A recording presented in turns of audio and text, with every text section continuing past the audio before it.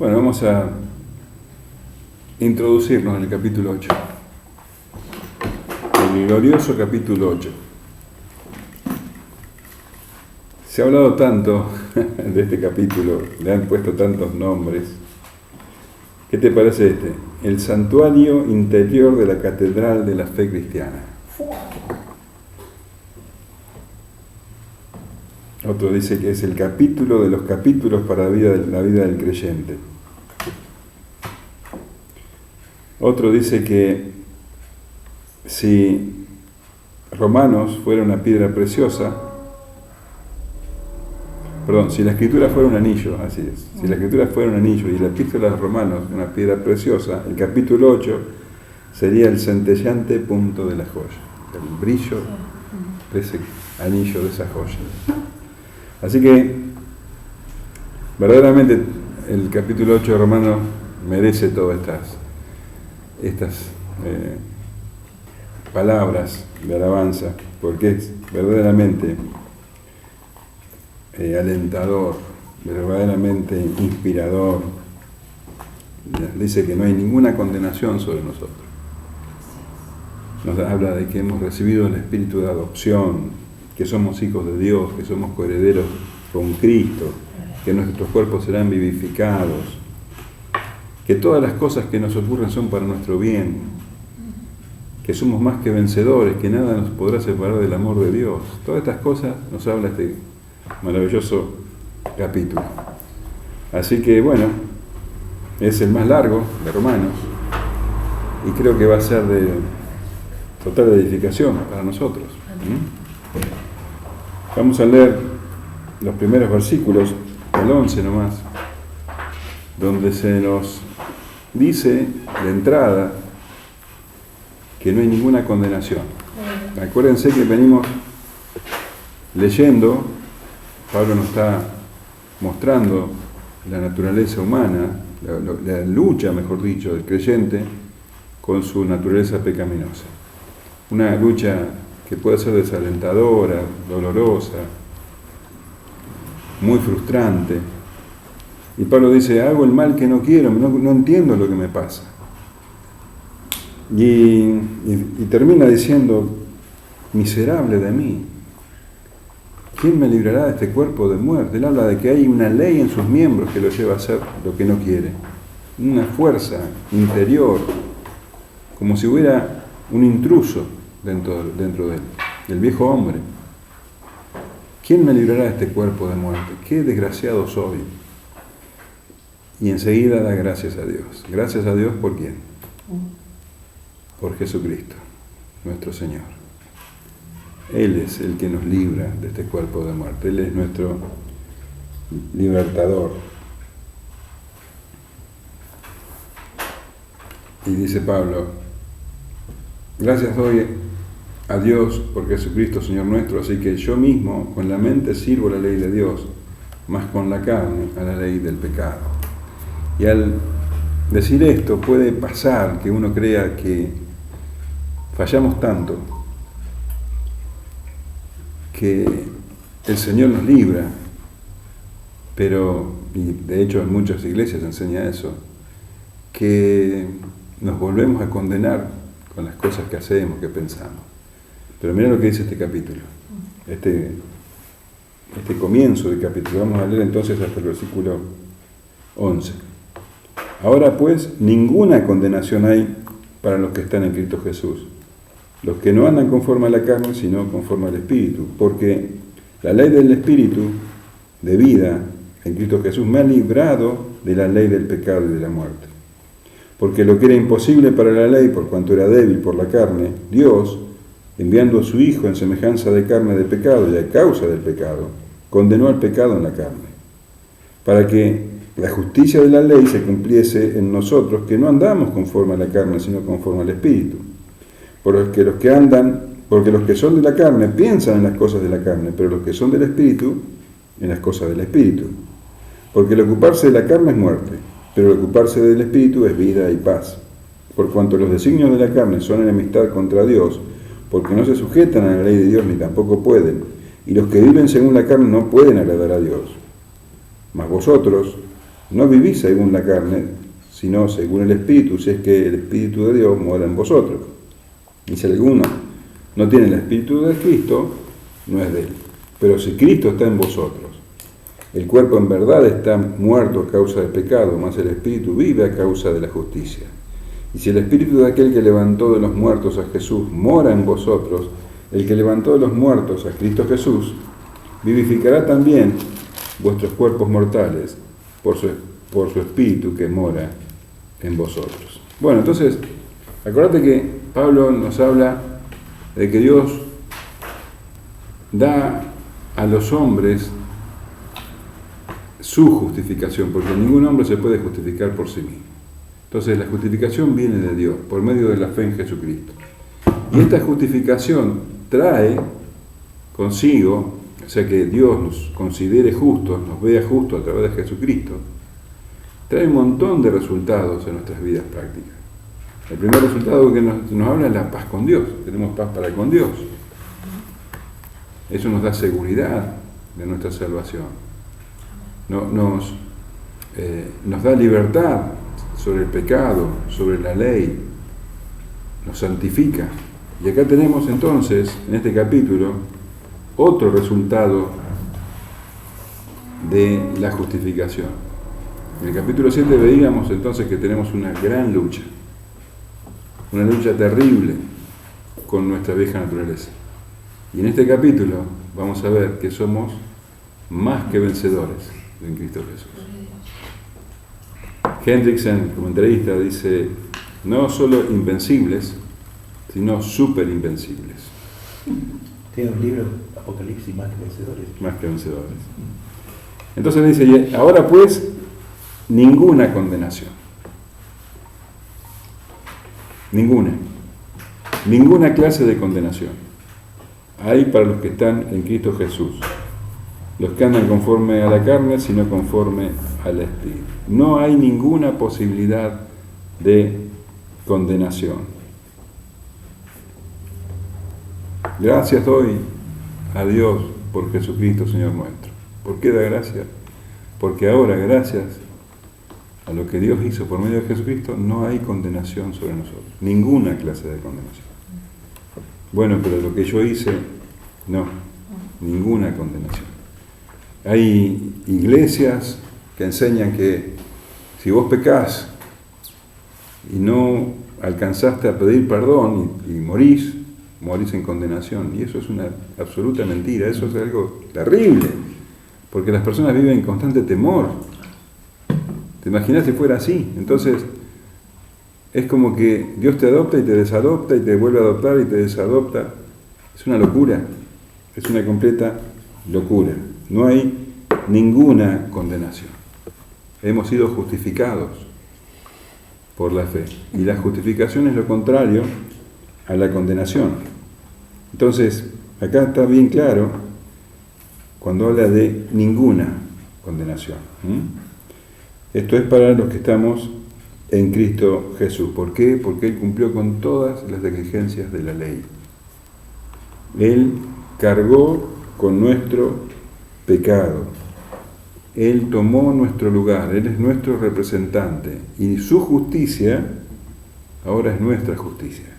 En 2 Corintios 5:21 dice, el que no conoció pecado, por nosotros lo hizo pecado, para que nosotros fuésemos hechos justicia de Dios en Él. Así que, ¿vos podés pensar que Jesucristo puede tener alguna clase de condenación? ¿Jesucristo puede ser condenado de alguna manera? No.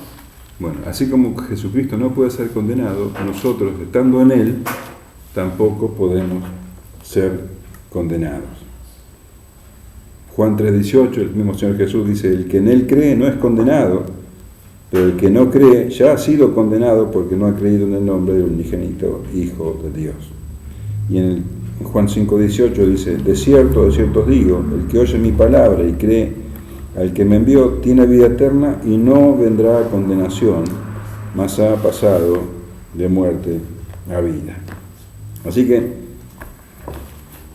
nosotros estamos en un proceso de santificación. Y este proceso, lo veíamos en el capítulo 7, es difícil y muchas veces es frustrante Y muchas veces fallamos, pero la seguridad no está en nosotros, no está basado en nuestros méritos, está basado en lo que el Señor Jesús hizo.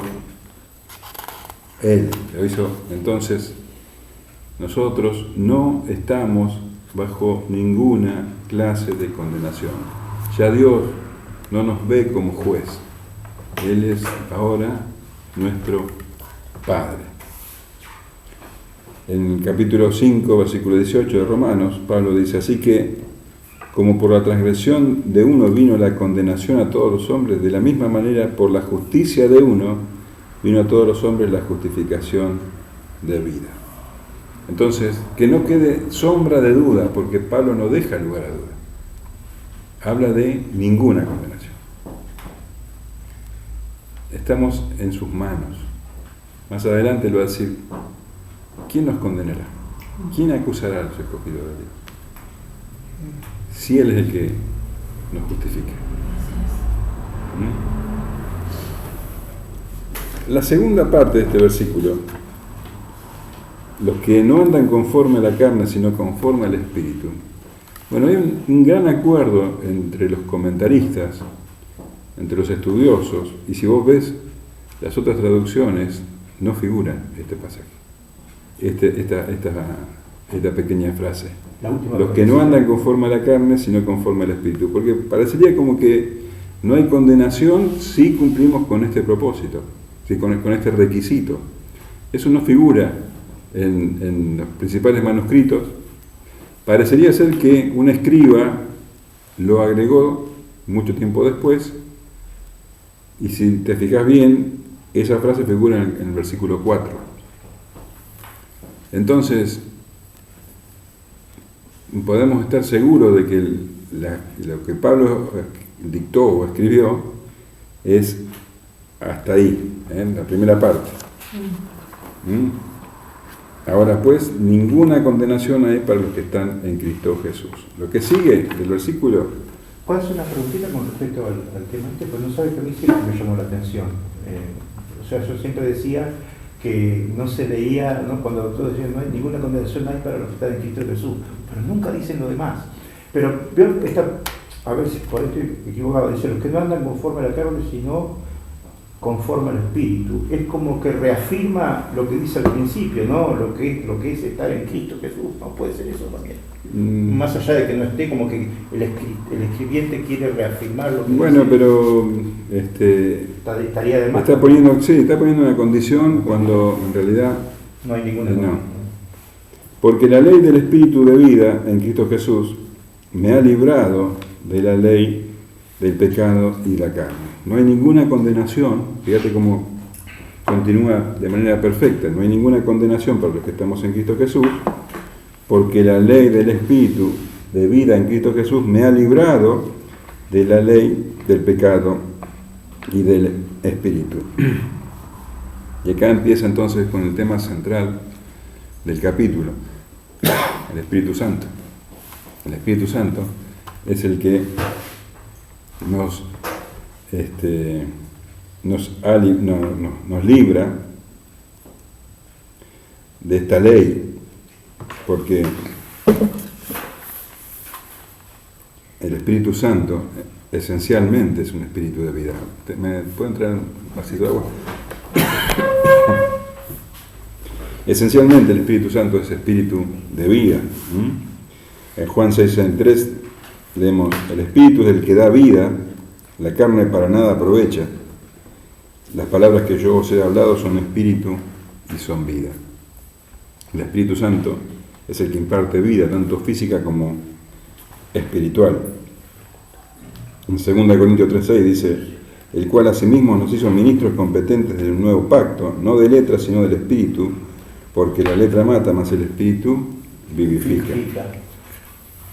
Y Gálatas 6:8 dice: porque el que siembra para su carne, de la carne segará corrupción, mas el que siembra para el Espíritu, del Espíritu segará vida eterna. Entonces, lo que hace el Espíritu es justamente impartir vida.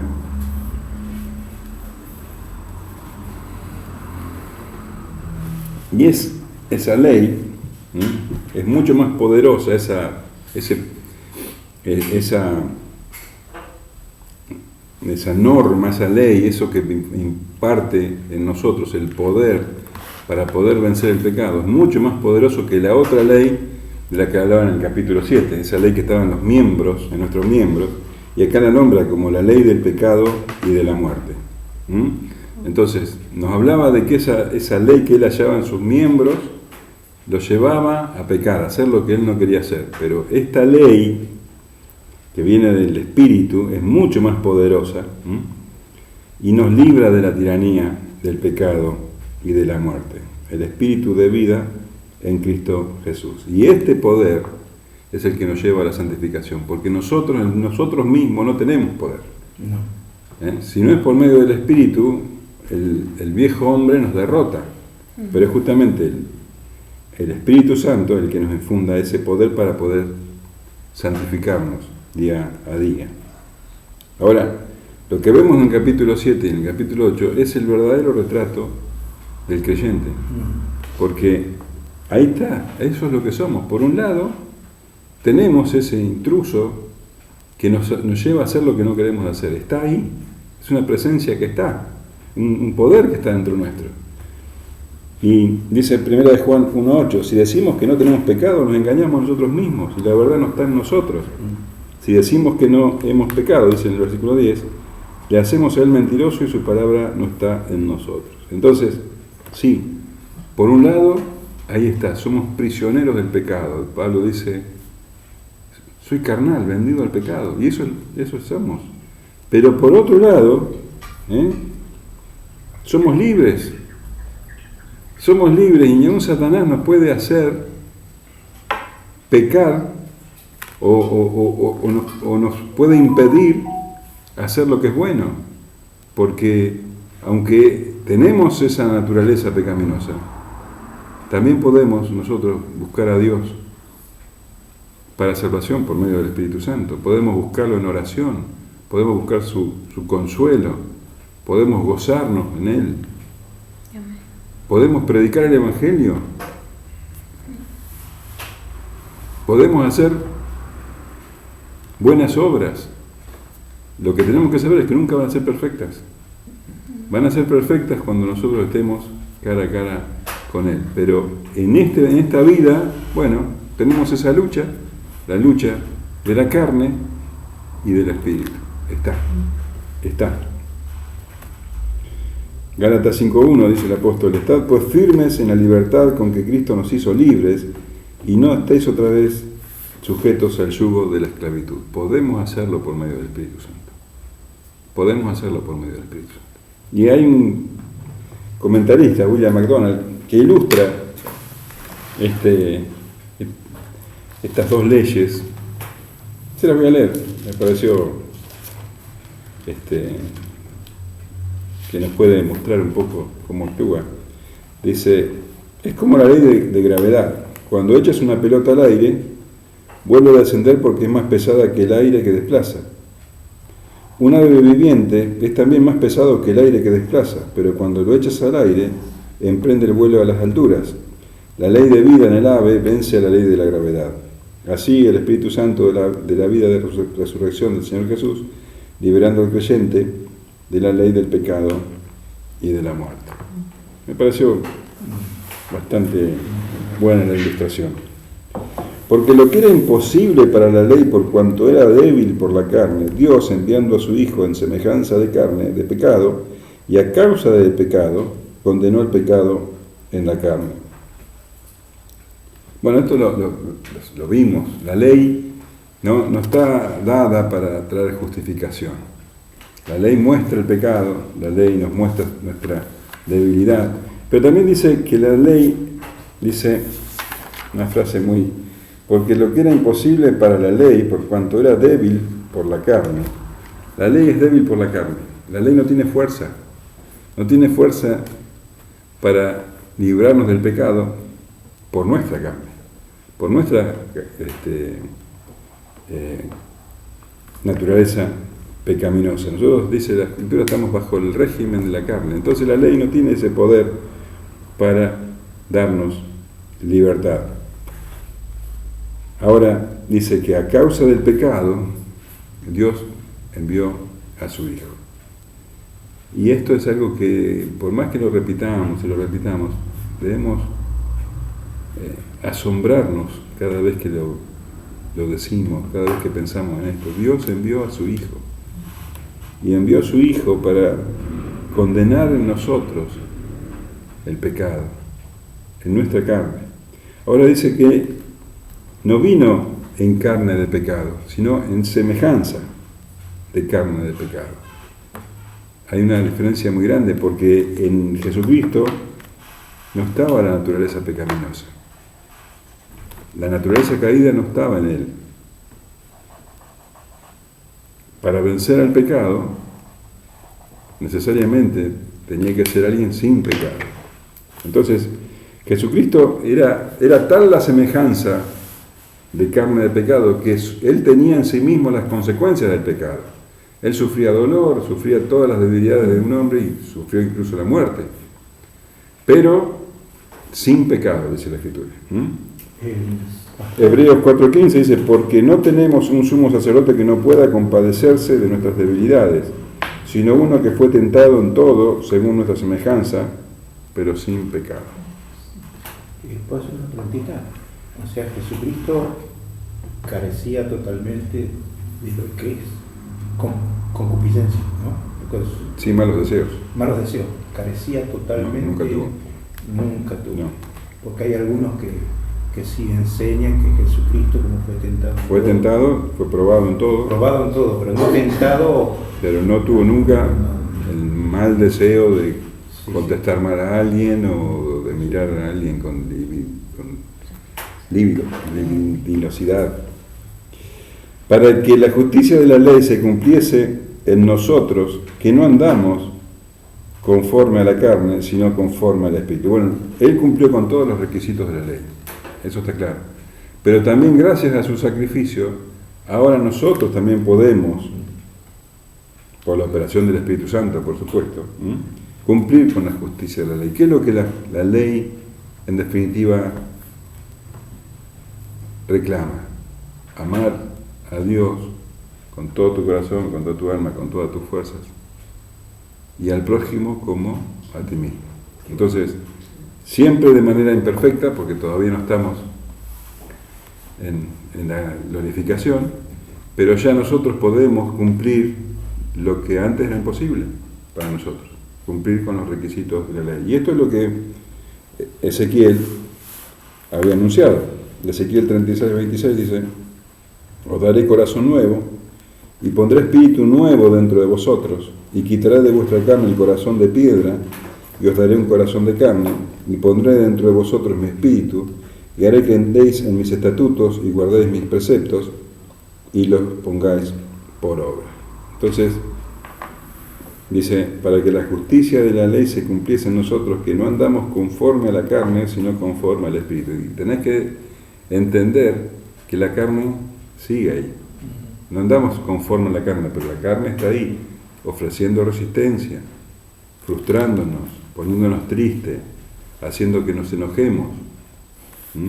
Pero nosotros no andamos conforme a la carne, sino conforme al Espíritu.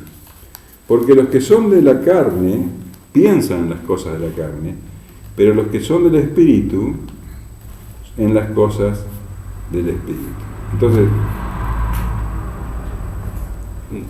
esa ley, la justicia de la ley se cumple en nosotros ahora porque somos guiados por el Espíritu Santo.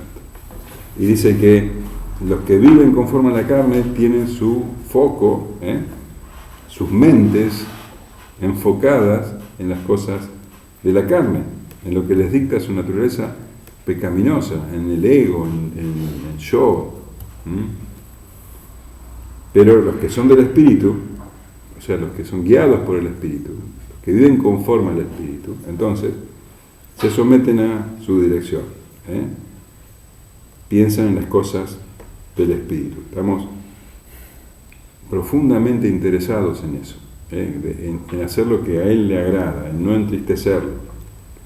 El Señor Jesús dice que eso es tener hambre y sed de justicia. Bienaventurados los que tienen hambre y sed de hacer la voluntad de Dios. Entonces, en definitiva, habla de pensamientos. La mente, los pensamientos, es el campo de batalla entonces entre la carne y el espíritu. Colosenses 3:1. Te lo voy a leer en la Nueva Traducción Viviente. Ya que han sido resucitados a una vida nueva con Cristo, pongan la mira en las verdades del cielo, donde Cristo está sentado en el lugar de honor, a la derecha de Dios. Piensen en las cosas del cielo, no en las de la tierra, pues ustedes han muerto a esta vida y su verdadera vida está escondida con Cristo en Dios. Entonces, esto es algo central, porque con esto podemos nosotros examinarnos. Siempre está ese tema de examinar nosotros mismos. ¿Cuál es el foco de mis pensamientos? ¿En qué estoy pensando todo el tiempo? ¿Cuál es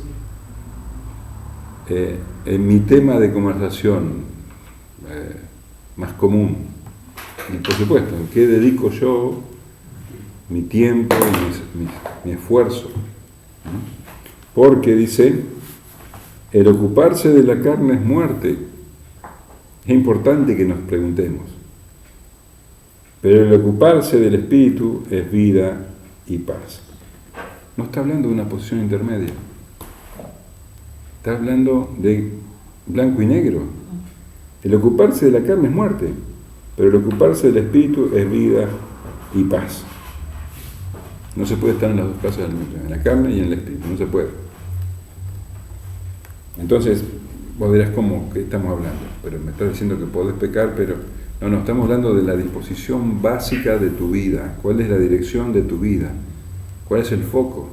Si vos tenés tu foco en las cosas de la carne, bueno, ¿será que estás en la carne? Y si estás en la carne, cuidado, porque te espera la condenación de la carne. Ahora, si tu foco está en las cosas del espíritu, claro que no va a ser perfecto, claro que vas a tener lucha, pero tu foco, tu intención primaria son las cosas del espíritu. Entonces, bueno, hay vida y paz. Es decir, perseguir la meta. Claro, exactamente. Busco la de... 1 Juan 2:15, ustedes la conocen. No améis al mundo ni las cosas que están en el mundo. Si alguno ama al mundo, el amor del Padre no está en él. Porque todo lo que hay en el mundo, los deseos de la carne, los deseos de los ojos y la vanagloria de la vida, no proviene del Padre sino del mundo. Y el mundo pasa y sus deseos. Pero el que hace la voluntad de Dios permanece para siempre. Entonces, ocuparse de las cosas del mundo, de las cosas de la carne, pensar todo el tiempo en eso y luchar por eso y gastar tu tiempo, tu esfuerzo, tu dinero en eso, y hablar, te juntás con alguien y hablas de eso, bueno, eso es porque eso no viene del Padre. Y eso pasa. Pero el que hace la voluntad de Dios permanece para siempre. Esto, Pablo dice, pero ocuparse del Espíritu es vida y paz. Juan dice, el que hace la voluntad del Padre permanece para siempre. El que no vive en la carne es muerte. Entonces, habla vida y paz, una vida de comunión con Dios. Trae gozo, trae paz, una paz que sobrepasa todo entendimiento. Isaías 26:3 dice, tú guardarás en completa paz a aquel cuyo pensamiento en ti persevera, porque en ti ha confiado. Ahora, volvemos a lo mismo. Esto no significa que el creyente no va a tener lucha. Sí que va a tener lucha, va a tener dudas, y va a tener tiempos de flaqueza, y incluso va a caer en tentación. Pero él está enfocado en las cosas del Espíritu, y el Espíritu lo va a guiar a toda verdad. Es así como dice la palabra. El apóstol Pablo dice, miserable de mí, a ese punto, qué miserable soy, qué basura que soy, como diríamos hoy.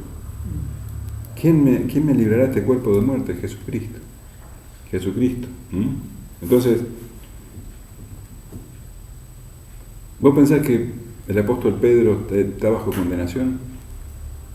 ¿Estará en el cielo Pedro? Sí. Mirá, Mateo 16, 16. Respondiendo Simón Pedro dijo: tú eres el Cristo, el Hijo del Dios viviente. Entonces le respondió Jesús: bienaventurado eres, Simón, hijo de Jonás, porque no te lo reveló carne ni sangre, sino mi Padre que está en los cielos.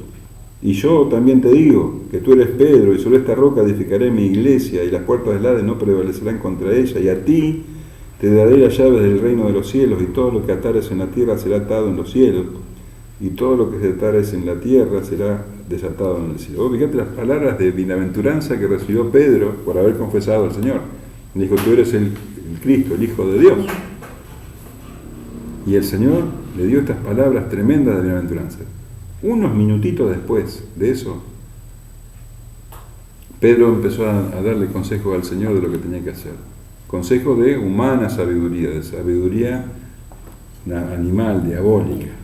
Entonces Pedro, tomándolo aparte, comenzó a reconvenirle, diciendo: Señor, ten compasión de ti, en ninguna manera esto te acontezca.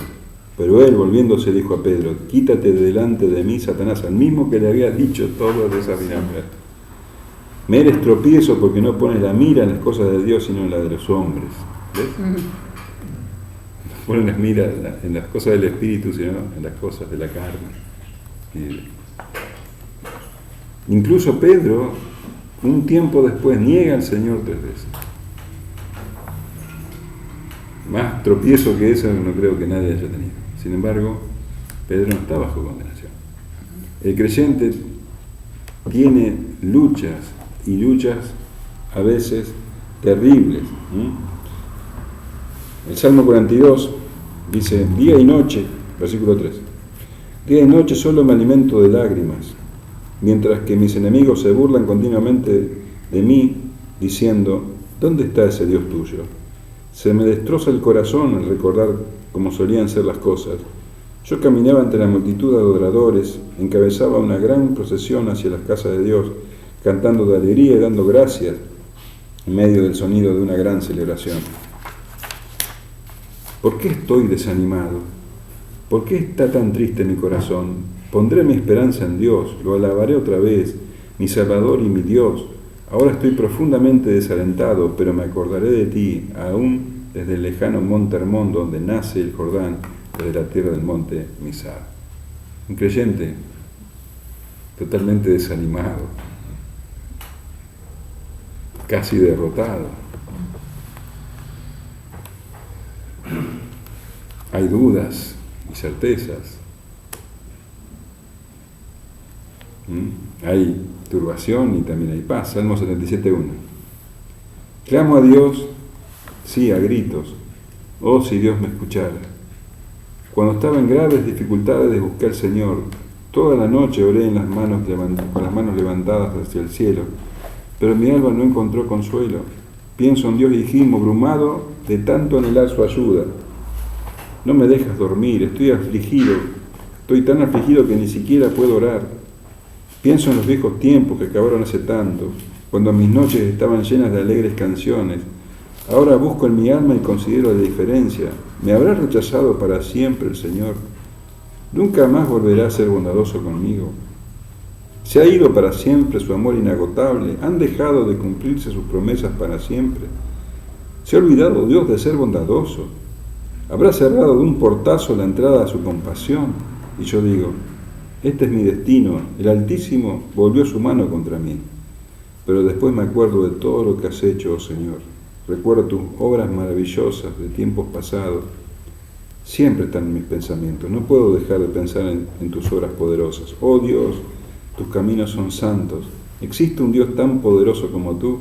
Eres el Dios de grandes maravillas. Demuestras tu increíble poder entre las naciones. ¿Cómo está la lucha?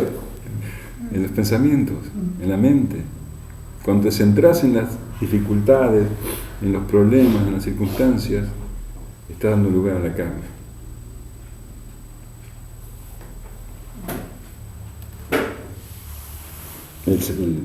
El apóstol Pablo escribió a los Efesios: en cuanto a la pasada manera de vivir, despojaos del viejo hombre que está viciado conforme a los deseos engañosos, y renovaos en el espíritu de vuestra mente, y vestíos del nuevo hombre creado según Dios en la justicia y santidad de la verdad.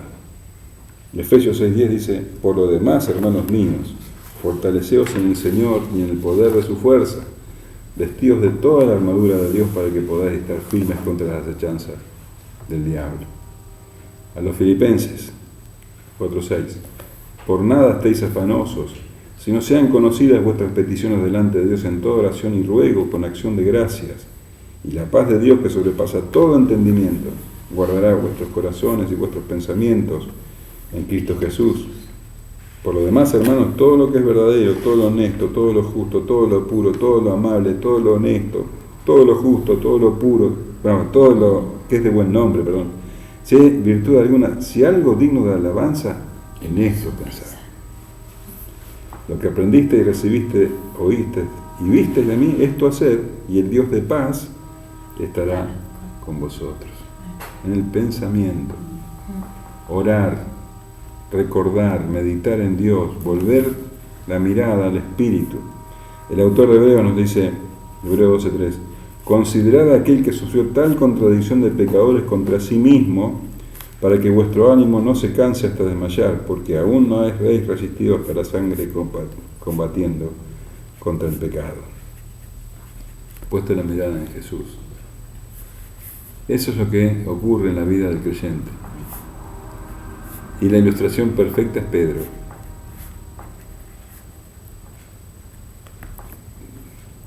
Cuando miraba al Señor Jesús tenía tanta fe que caminó sobre el agua. Y cuando empezó a mirar alrededor, su fe decayó. Mateo 14:29. Y él le dijo: ven. Y descendiendo Pedro de la barca andaba sobre las aguas para ir a Jesús. Pero al ver el fuerte viento tuvo miedo y comenzando a hundirse dio voces diciendo: Señor, sálvame. Al momento Jesús, extendiendo la mano, asió de él, le dijo: hombre de poca fe, ¿por qué dudaste?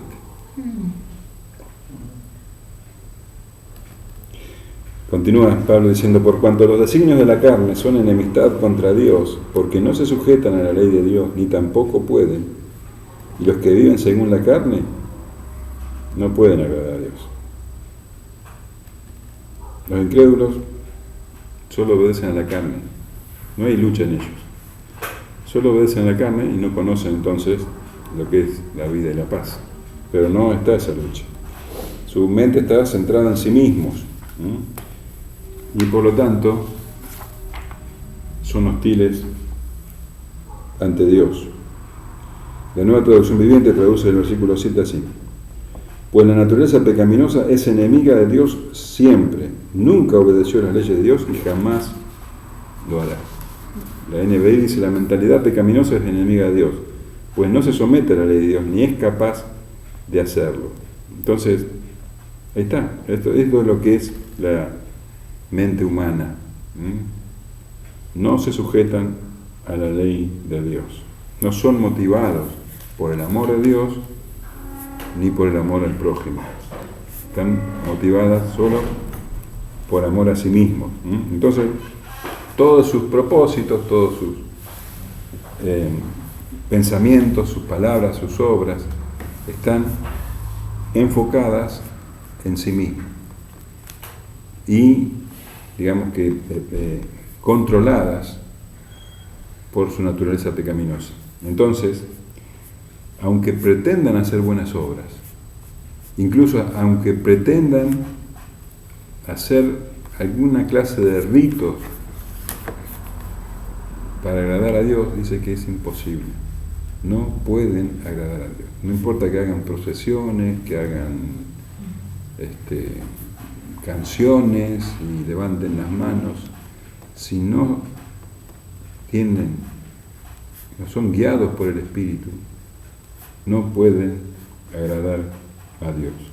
Hebreos 11:6 dice: porque sin fe es imposible agradar a Dios. Así que, ¿cuál es el elemento clave en la vida del creyente? El Espíritu Santo. Él es el que lo fortalece, lo guía, lo impulsa. Mas vosotros no vivís según la carne, sino según el Espíritu. Si es que el Espíritu de Dios mora en nosotros, si alguno no tiene el Espíritu de Cristo, no es de Él. Bueno, acá tenés entonces esta afirmación gloriosa. Ustedes, nosotros, podemos agradar a Dios. ¿Por qué podemos agradar a Dios? Porque no vivimos según la carne, sino según el Espíritu. Y acá hay otro error de la traducción de la Reina Valera. Y la vas a ver en las otras traducciones. No es si es que, no es esta condición, sino la traducción correcta es dado que. ¿Cuál versículo era? El 9. Mas vosotros no vivís según la carne, sino según el Espíritu, dado que el Espíritu de Dios mora en vosotros. No es si es que el Espíritu. Como el Espíritu de Dios mora en nosotros, podemos agradar a Dios. La oración Dios habla hoy dice, pero ustedes ya no viven según estas inclinaciones, sino según el Espíritu, puesto que el Espíritu de Dios vive en ustedes. ¿Puesto que? La Biblia textual, la Reina Valera textual, dice, pero vosotros no estáis en la carne, sino en el Espíritu, por cuanto el Espíritu de Dios vive en vosotros. No es si es que, es por cuanto. La palabra de Dios para todos. En ustedes no predomina la mentalidad humana, sino la del Espíritu, porque el Espíritu de Dios vive en ustedes. Entonces, es bueno por ahí tachar ese si es que y poner por qué. ¿Dado qué? O dado qué. Si alguno no tiene el Espíritu de Cristo, no es de él. O sea, Pablo está escribiendo esta carta a los romanos, a la iglesia de Roma. Él da por sentado que la inmensa mayoría de los hermanos viven según el Espíritu. Pero dice, si alguno no tiene el Espíritu, entre todos los miembros de la iglesia, si alguno no tiene el Espíritu, bueno, ese no es de él. Entonces, ¿cómo te das cuenta? Porque su vida no está dirigida por el Espíritu. Ahora, otra vez, examinémonos a nosotros mismos. ¿Vivimos dirigidos por el Espíritu? Y acá hay algunas preguntas, no tiene nada que ver con hablar en lenguas, no tiene nada que ver con caerse, para saber si tenemos el Espíritu Santo. Las preguntas que tenemos que hacernos para saber si tenemos el Espíritu Santo es si el Espíritu Santo nos ha conducido a Cristo. Si creemos, si tenemos a Jesucristo como nuestro Salvador. Si el Espíritu Santo provoca constantemente en nosotros arrepentimiento. Esas son las evidencias de que tenemos el Espíritu Santo. Eso cuando dice no contristéis al Espíritu es porque Claro. está desbarrancado. Claro, cuando estás haciendo algo que en el Espíritu no. ¿Produce el Espíritu Santo el deseo de conocer cada vez más profundamente al Dios Trino, Padre, Hijo, Espíritu Santo? ¿Produce en nosotros el Espíritu Santo el deseo de honrar a Cristo por sobre todas las cosas? ¿Me conduce a la santificación, a querer ser cada vez más parecido a Cristo? Esas son las preguntas que tenemos que hacernos. Y algo para destacar es que Pablo habla del Espíritu de Cristo y el Espíritu de Dios. El Espíritu Santo es el Espíritu del Padre y es el Espíritu del Hijo. Pero si Cristo está en vosotros, el cuerpo en verdad está muerto a causa del pecado, mas el Espíritu vive a causa de la justicia. Entonces, bueno, si Cristo vive en nosotros, tenemos que enfrentar la realidad de que igualmente las consecuencias del pecado están. Que nuestro cuerpo, acá habla en presente, vuestro cuerpo está muerto, dice, porque el pecado está ejerciendo la muerte en nosotros, de a poco. Nuestro cuerpo va a eso. Pero, dice, el Espíritu vive a causa de la justicia. El Espíritu vive a causa de la justicia. Vida, el Espíritu de vida está en nosotros porque fuimos justificados. Entonces, la promesa es, y si el Espíritu de aquel que levantó de los muertos a Jesús mora en vosotros, el que levantó de los muertos a Cristo Jesús vivificará también vuestros cuerpos mortales por su Espíritu que mora en vosotros. Y acá tenemos entonces, bueno, la afirmación gloriosa y un efecto de la justificación, el Espíritu mora en nosotros. El Espíritu mora en nosotros. Y sí, nuestro cuerpo está muerto, pero también la promesa que el Espíritu de aquel que levantó de los muertos a Jesús, o sea, el Espíritu del Padre, va a vivificar, así como levantó de Jesús a Jesús de los muertos, también nos levantará a nosotros. Estos cuerpos mortales serán vivificados. Primera Tesalonicenses 4:16 dice: porque el Señor mismo, con voz de mando, con voz de arcángel y con trompeta de Dios, descenderá del cielo, y los muertos en Cristo resucitarán primero. Luego nosotros, los que vivimos, los que hayamos quedado, seremos arrebatados juntamente con ellos en las nubes para recibir al Señor en el aire, y así estaremos siempre con el Señor. Por tanto, alentaos unos a los otros con estas palabras. ¿Qué te parece? Alentaos unos a los otros. Sí, estamos en cuerpos mortales, sí, sufrimos enfermedades y dolor y hambre y sed, pero esto no es para siempre. Amén. Apocalipsis 21:1 dice: vi un cielo nuevo y una tierra nueva, porque el primer cielo y la primera tierra pasaron, y el mar ya no existía más.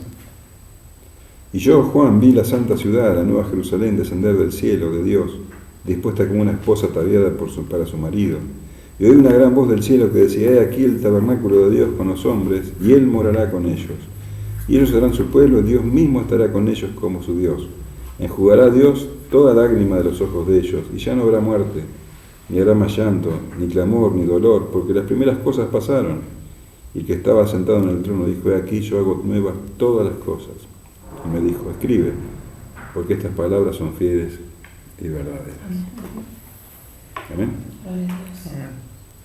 Así que bueno, no hay ninguna condenación, ninguna clase de condenación.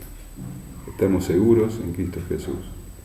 Y sí, tenemos un intruso dentro nuestro, pero tenemos el Espíritu Santo que nos lleva a la victoria.